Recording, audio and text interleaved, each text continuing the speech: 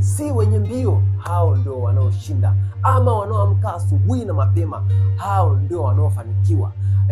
Lakini Bible inasema hivi, wakati na bahati wapata.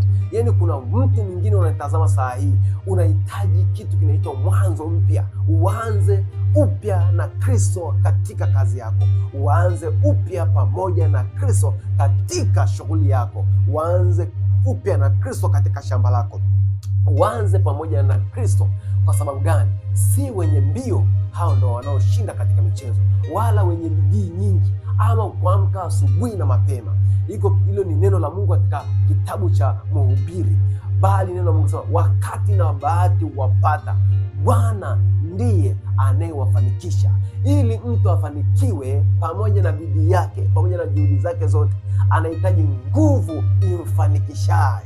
Yesu Kristo apewe sifa. Unapoona hili neno sema, hata imekuwa mtu akiwa ndani ya Kristo amekuwa kiumbe kipya. Kiumbe kipya maana yake unaanza upya pamoja na Kristo katika maisha yako. Unaanza upya pamoja na Kristo katika kila kitu chako ukifanyacho. Yeye ndiye akufanikishaye.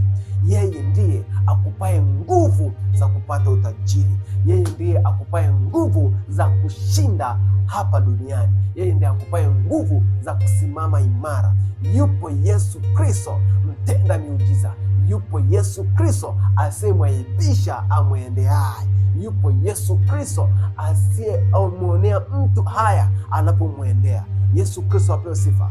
Usisite, acha kusitasita katika nia mbili, acha kuwazawaza.